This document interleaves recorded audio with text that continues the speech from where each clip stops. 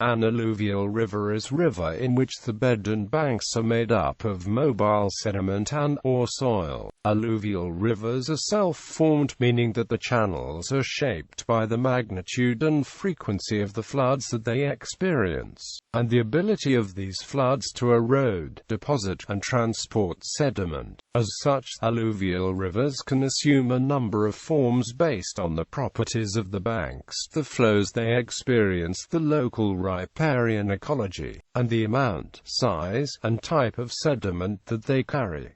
Alluvial channel patterns. Natural alluvial channels have a variety of morphological patterns, but can be generally described as straight, meandering, braided, or anastomosing. Different channel patterns result from differences in bankful discharge, gradient, sediment supply, and bank material. Channel patterns can be described based on the level of sinuosity, which is the ratio of the channel length measured along its center to the straight line distance measured down the valley axis. Straight, sinuous channels. Straight channels are relatively rare in natural systems due to the fact that sediment and flow are rarely distributed evenly across a landscape. Irregularities in the deposition and erosion of sediments leads to the formation of alternate bars that are on opposite sides of the channel in succession. Alternating bar sequences result in flow to be directed in a sinuous pattern, leading to the formation of sinuous channels. Meandering channels. Meandering channels are more sinuous than straight of sinuous channels, and are defined by the meander wavelength morphological unit.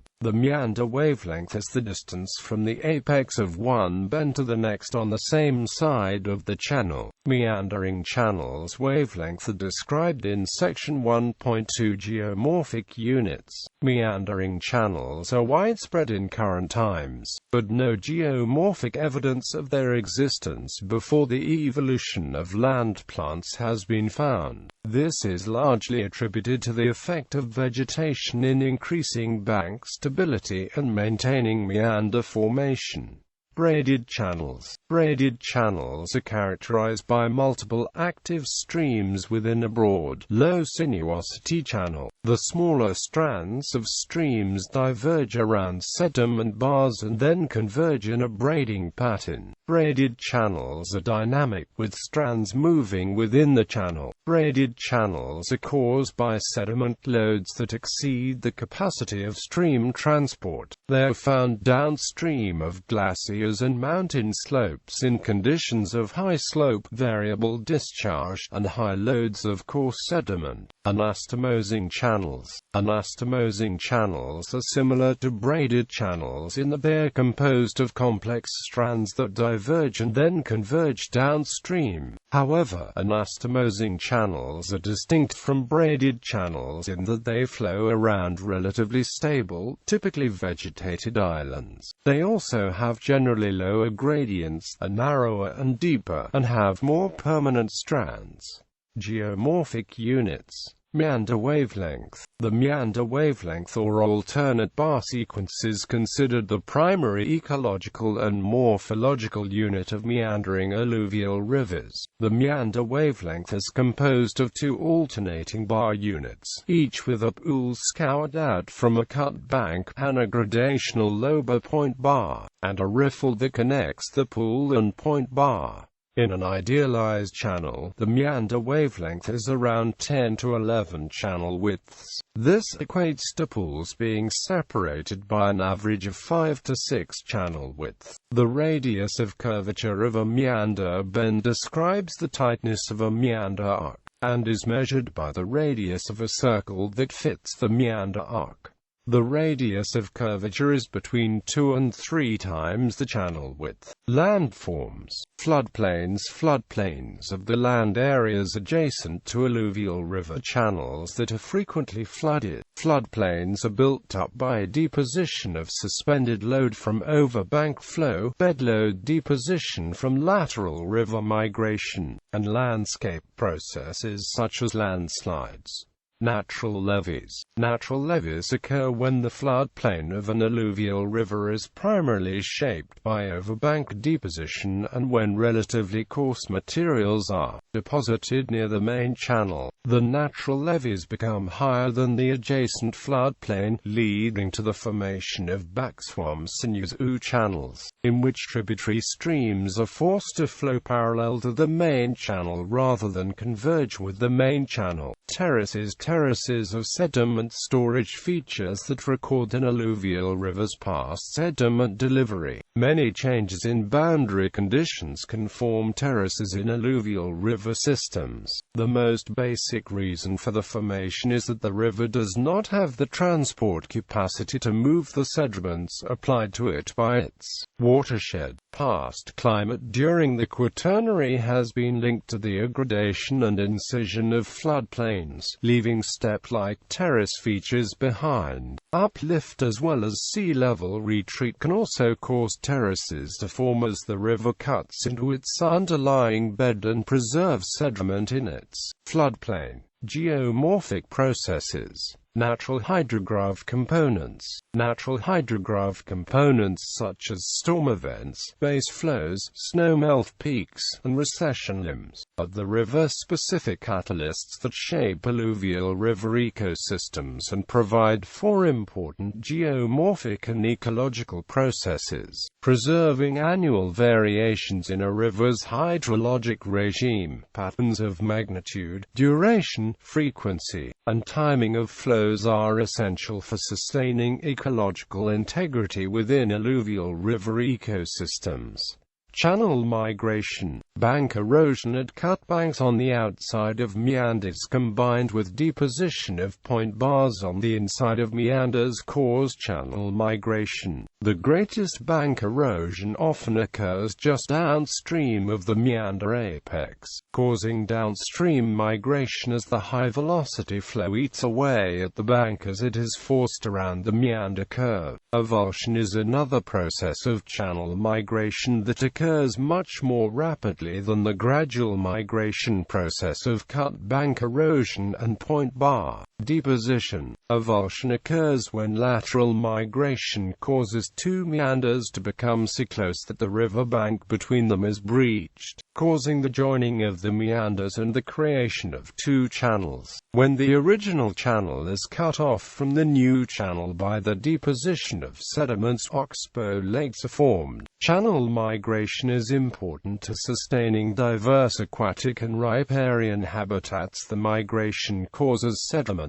and woody debris to enter the river, and creates areas of new floodplain on the inside of the meander. Sediment budgets. Dynamic steady states of sediment erosion and deposition work to sustain alluvial channel morphology. As river reaches import and export fine and coarse sediments at approximately equal rates. At the apex of meander curves, high-velocity flows scour out sediment and form pools. The mobilized sediment is then deposited at the point bar directly across the channel or downstream. Flows of high magnitude and duration can be seen as important thresholds that drive channel mobility. Channel aggradation or degradation indicates sediment budget imbalances. Flooding. Flooding is an important component that shapes channel morphology in alluvial river systems. Large floods that exceed the 10 to 20 year recurrence interval form and maintain main channels as well as avulse and from side channels, wetlands, and oxbow lakes.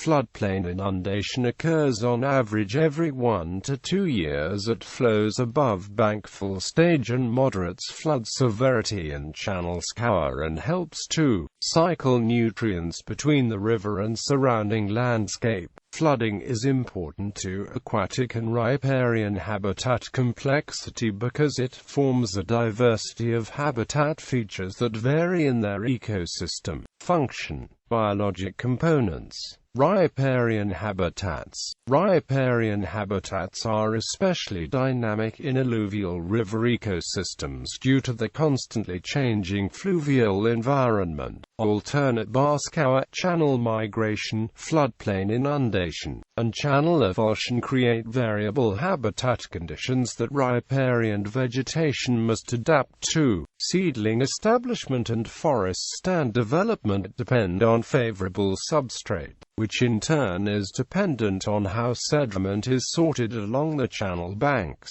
In general, young riparian vegetation and pioneer species will establish in areas that is subjected to active channel processes such as at point bars, where coarser sediments such as gravels and cobbles are present but are seasonally mobilized. Mature riparian vegetation can establish farther upslope where finer sediments such as sands and silts dominate and disturbance from active river processes are less frequent. Aquatic habitats. Aquatic habitats in alluvial rivers are sculpted by the complex interplay between sediment, flow, vegetation, and woody debris. Pools provide deeper areas of relatively cool water and provide shelter for fish and other aquatic organisms. Pool habitats are improved by complex structures such as large woody debris or boulders. Riffles provide shallower, highly turbulent aquatic habitat of primarily cobbles. Here, water mixes with the air at the water surface, increasing dissolved oxygen levels within the stream. Benthic macroinvertebrates thrive in riffles, living on the surfaces and interstitial spaces between rocks. Many species also depend on low-energy backwater areas for feeding and important life cycle stages. Human impacts. Land use impacts.